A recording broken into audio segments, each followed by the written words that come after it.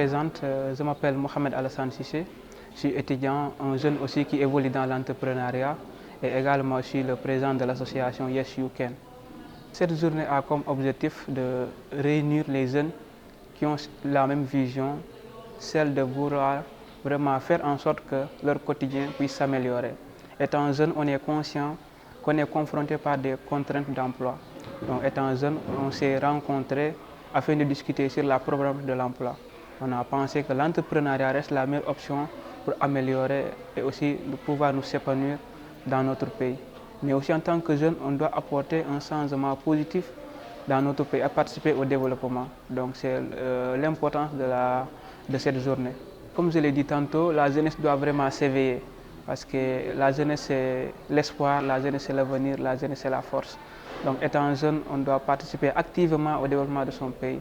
Donc dans cette association, on fait que conscientiser la jeunesse afin que cette dernière puisse vraiment être un moteur de développement, que cette jeunesse vraiment être un modèle au sein de notre pays, mais aussi que cette jeunesse vraiment puisse vendre les valeurs de l'Afrique et la culture de l'Afrique.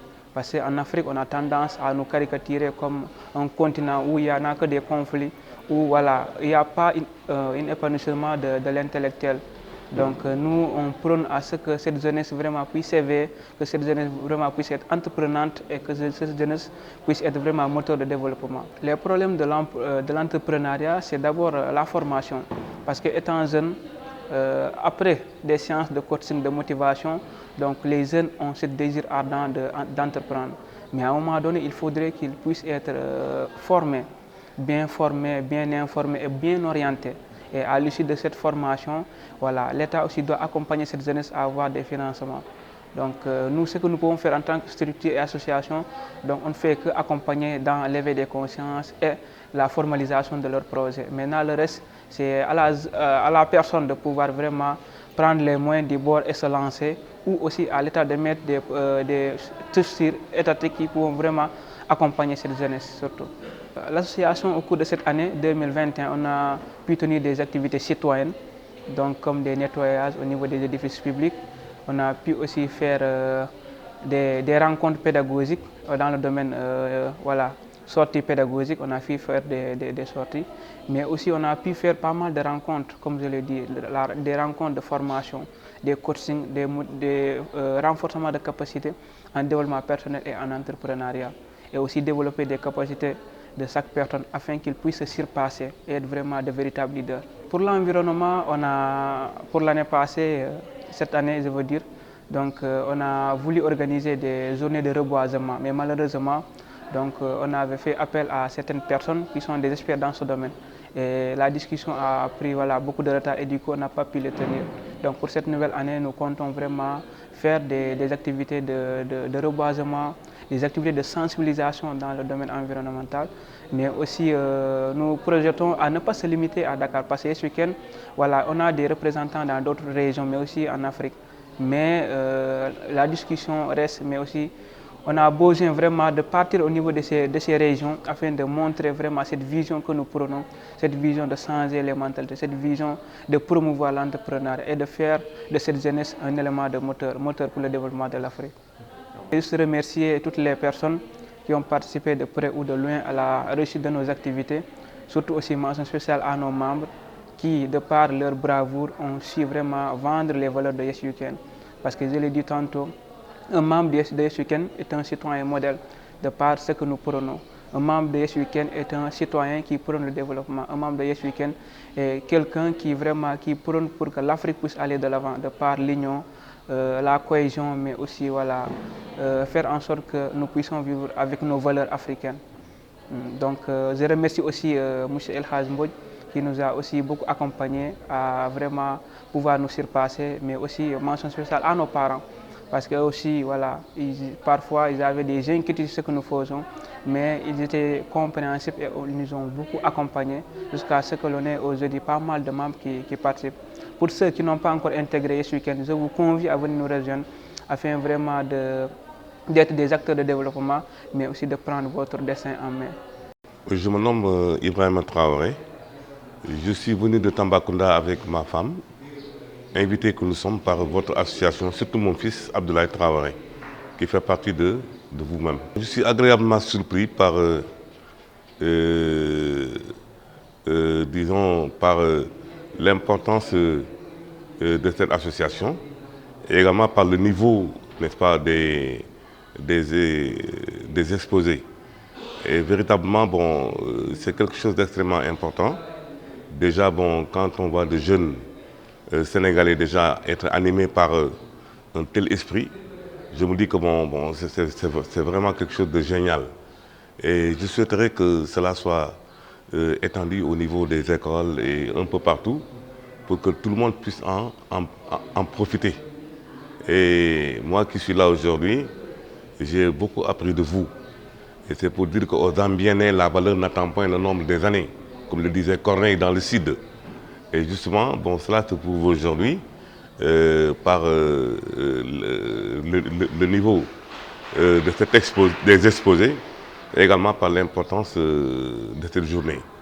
Donc vraiment, bon, je crois que je suis heureux que mon fils fasse partie de vous-même, parce que souvent quand je lui parlais de travail, il me disait comment papa, laissez-moi chercher moi-même, parce que voilà, laissez-moi chercher moi-même, parce que j'ai d'autres idées dans la tête. Et cela m'avait un peu étonné. À chaque fois que je lui parle de travail, non, il a d'autres idées en tête. Et finalement, il m'a dit que bon, lui, il a dans sa tête, n'est-ce pas, bon, l'idée de créer, n'est-ce pas. Alors, donc, je suis obligé de le laisser créer. Et aujourd'hui, je ne suis pas surpris quand je vous vois, quand je me retrouve aujourd'hui parmi vous. Donc, je souhaite que, véritablement, que ces choses-là aillent de l'avant. Mais je souhaite aussi que ça soit étendu à la jeunesse tout entière, pour que tout le monde puisse en bénéficier, en profiter justement. Vous avez donné des conseils extrêmement importants, justement, et aujourd'hui, les jeunes devraient être à l'écoute de ces conseils-là, parce qu'on perd trop de temps au Sénégal. On perd trop de temps avec les réseaux sociaux, on perd trop de temps dans la rue, on attend trop, on est trop attentiste. Alors des fois, on fait des demandes d'emploi et on attend, n'est-ce pas? Moi, je crois que l'heure n'est plus à l'attente. Le temps que l'on perd est extrêmement important et le temps perdu ne se rattrape jamais. J'ai une fois appris dans un des livres, n'est-ce pas, de l'école, quand j'étais à l'école élémentaire, bon, un livre de CI, où on disait « Oh pauvre dessous, le temps perdu ne se rattrape pas ». Cette phrase-là m'anime jusqu'à présent. Alors, donc, c'est vrai, le temps est tellement précieux que il faut toujours être, et le temps est toujours contre nous, n'est-ce pas? Donc comme le temps est toujours contre nous, il faut se lever tôt. Et le discours également, l'exposé également de mademoiselle Colli, hein, que je viens d'écouter tout à l'heure, n'est-ce pas, me va droit au cœur, parce que ce sont des femmes déjà qui sont déjà animées par cette idée-là. Parce que filles au Sénégal, li ñu gën a yàqal mooy les manifestations, les organisations, les xew là, il y a trop de gaspillage, n'est-ce pas? On gaspille non seulement le temps, mais on gaspille beaucoup d'argent. Et les gens ne croient pas qu'à partir de rien du tout, on peut aller, n'est-ce pas, faire de n'importe quoi. Et tous les gens qui ont réussi aujourd'hui, dont vous avez cité, n'est-ce pas, tout à l'heure, les noms, c'est des gens qui sont partis de rien du tout, hein, n'est-ce pas? Mais justement, ce petit rien du tout là est devenu quelque chose de très grand. Et c'est pourquoi le conseil que je donnerai, n'est-ce pas, à la jeunesse, c'est de vous écouter. Et qu'il faut aller vers eux. Oui, il ne faut pas attendre, il faut aller vers eux. Mais si on avait ça dans les régions, si on avait ça à travers les réseaux sociaux, parce que ça c'est un cours, hein, ça devrait être payant.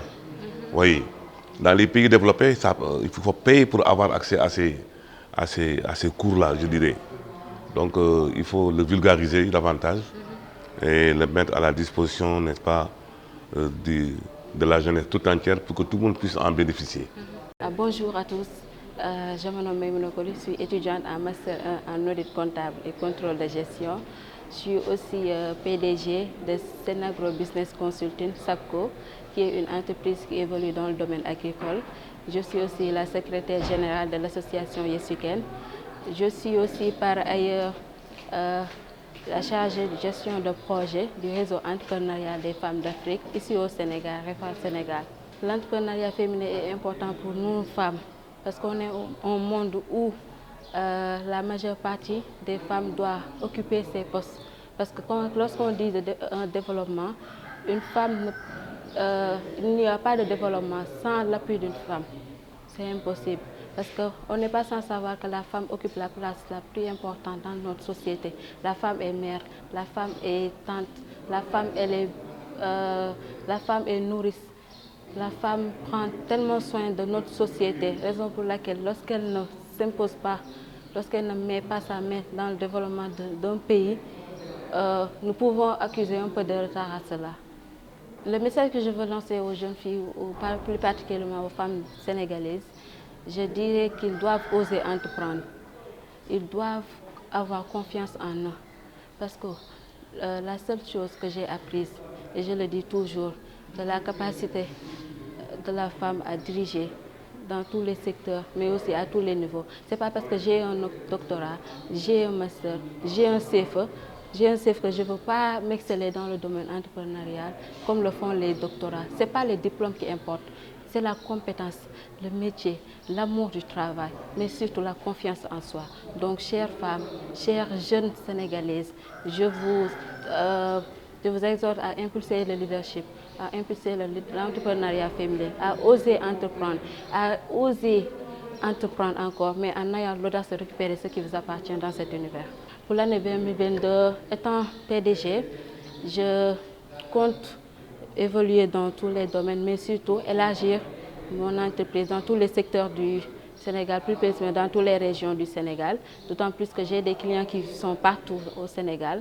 Donc, je veux être plus proche d'eux, mais aussi les perspectives pour l'année 2022, je compte mettre en place un supermarché qui sera 100% consommé local. Parce que ma vocation, ce n'est pas seulement d'être agronome, d'être un entrepreneur agricole, mais aussi d'avoir un impact dans nos sociétés. On consomme local, on voit la majeure partie des producteurs enterrent leurs produits après production. Pourquoi? Manque de commercialisation. Donc je dois apporter une touche à cela.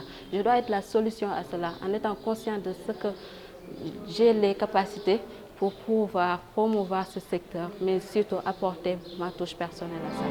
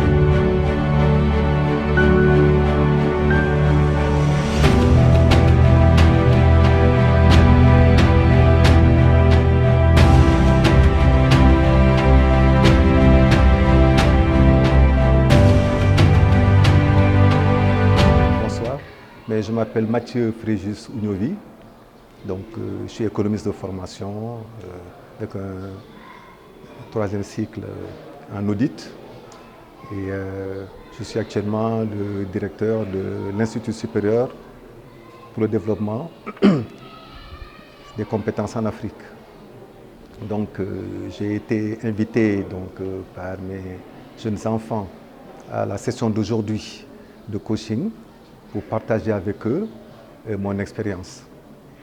Donc c'est à ce titre que je tiens vraiment à remercier ce groupe Yes You Can. Ça veut dire que, quel que soit le cas, vous êtes capable de réussir dans la vie. Je pense que c'est bien l'approche qu'ils sont en train de prôner. Qui veut, peut, dit-on. Il faut vouloir pour pouvoir.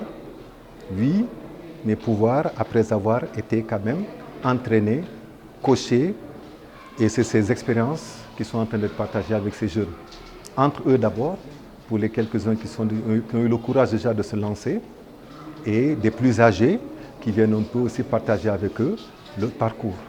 Vraiment, encore une fois, je les remercie pour cette invitation à venir parrainer cette structure, et j'espère que c'est une initiative qui va se poursuivre pour le bien du développement de la jeunesse sénégalaise, la jeunesse africaine, à travers la prise en charge de leur devenir, à travers l'entrepreneuriat notamment. C'est d'abord une fierté. C'est une fierté de voir que c'est des jeunes avec des jeunes. Généralement, on voit souvent des enseignants ou des professeurs devant des jeunes leur parler d'entrepreneuriat. C'est bien quelque chose de très théorique.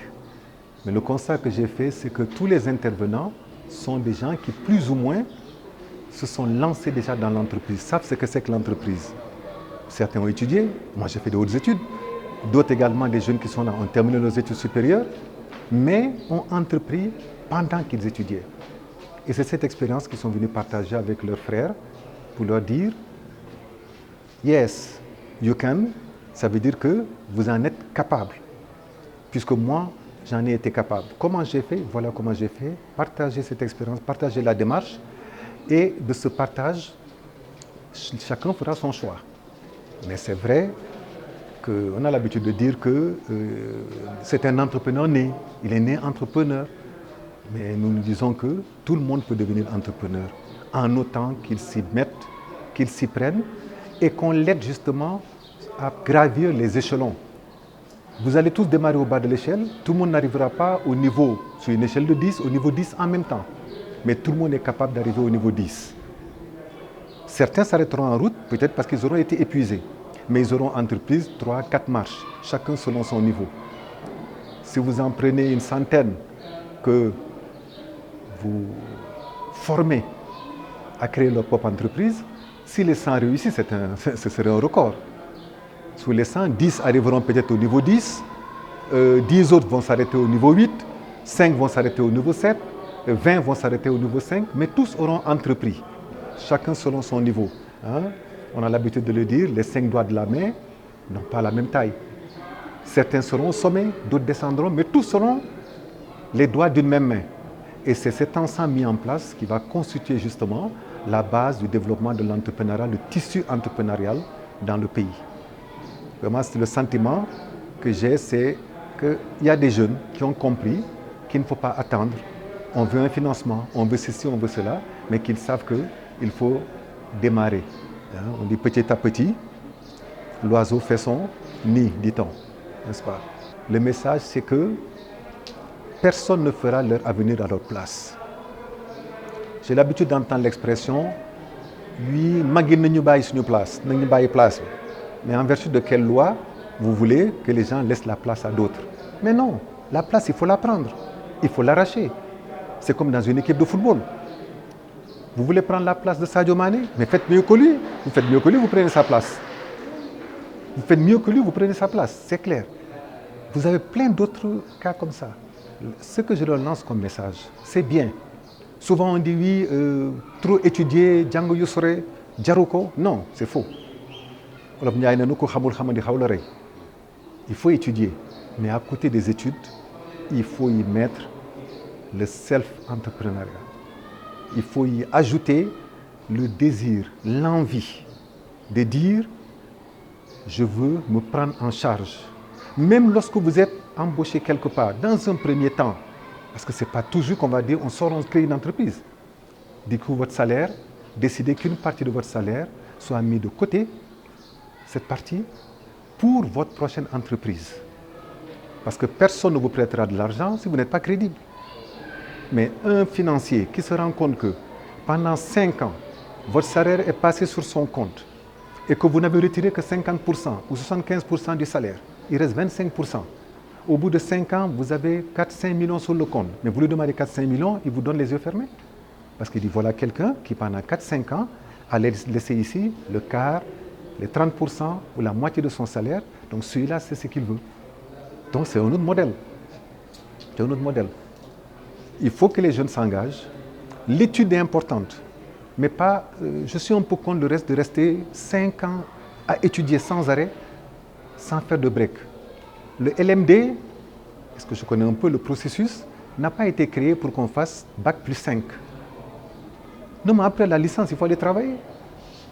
La preuve, c'est que la plupart des masters se font en cours du soir. Mais c'est pour laisser aux gens le temps d'aller travailler durant la journée. Travailler, oui, j'ai fait des demandes de travail un peu partout, on ne m'a pas pris. Mais commence à vendre de cacahuètes. Va acheter 2-3 peignes, revends-les. Entre-temps, tu gagnes un peu. Petit à petit, petit à petit. Donc, je pense que le message que j'ai envoyé à cette jeunesse, c'est d'être capable de se prendre en charge. L'Afrique est à construire. On en a assez d'entendre. L'Afrique, c'est le continent de demain. L'Afrique, toutes les richesses sont en Afrique. So what? Mais après, si on continue à le dire, mais c'est les autres qui viendront le prendre pour le transformer. Donc il serait temps de cesser à dire l'Afrique c'est le continent de demain. Non, ce n'est pas le continent de demain. Qu'on ne vous dise plus ça. C'est aujourd'hui. Quand on dit aux jeunes, vous êtes de l'avenir. Quel avenir? Mais l'avenir commence à 20 ans. 21, 22, 23, 24, 25 ans. Je dis toujours, je ne comprends pas maintenant, même quand on a 45 ans, on dit Khalel. Mais le premier président du Sénégal, Senghor, si je ne me trompe, était président à 42 ans. Abdou Diouf a été président à 45 ans. Obama à 49 ans. Macron à 39 ans. Je ne sais pas, Yahya Jammeh à 27 ans. Et puis maintenant, bizarrement en Afrique, dès que tu as 40 ans, on dit Khalel. 45 ans, Khalel. Non. Il ne faut pas vous laisser vous tromper. C'est maintenant. L'Afrique de demain, c'est aujourd'hui. Aujourd'hui. On vient de parler du pétrole du Sénégal, n'est-ce pas? Mais je n'ai pas vu beaucoup de jeunes qui aient pris la parole là-bas pour dire oui, mais puisque le pétrole va sortir dans quelques années, et vous dites que c'est pour 30 ans, 40 ans, mais dans 30 ans, 40 ans, c'est nous. Donc voilà ce que nous voulons. Donc le message que j'ai à donner aux jeunes, c'est de prendre leur place, et toute leur place. Pas seulement au moment où il faut casser. Non, non, non. Prendre leur place pour être des forces de proposition. Parce que c'est aujourd'hui que vous avez la force. Une fois que vous commencez à prendre de l'âge, vous ne pensez qu'à une seule chose, c'est vous occuper du foyer. Donc ce que j'ai à conseiller aux jeunes aujourd'hui, c'est de continuer à constituer des groupes comme le groupe qui est constitué là, et à réfléchir, à s'entraider, à se soutenir, à créer une chaîne interafricaine. Parce que des groupes comme ça, il en existe dans beaucoup de pays africains. Créer une chaîne. Et si on ne peut pas faire l'Afrique unie politiquement, qu'on fasse l'Afrique unie par une chaîne de jeunes. Et ce sont ces jeunes qui vont constituer l'Union africaine. Ce sont ces jeunes. Parce qu'ils sont tous sur Instagram, ils sont sur WhatsApp, ils sont sur tous les réseaux sociaux. Je dis souvent à des parents lorsque je les rencontre, si vous pensez que vous êtes le père ou la mère de tel, vous vous trompez. Nos enfants aujourd'hui, leurs familles sont sur les réseaux sociaux. Donc, vous avez une chance extraordinaire, vous les jeunes, de pouvoir utiliser les réseaux sociaux. Ne les utilisez pas seulement pour aller surfer sur des bêtises, mais utilisez pour créer des réseaux de développement.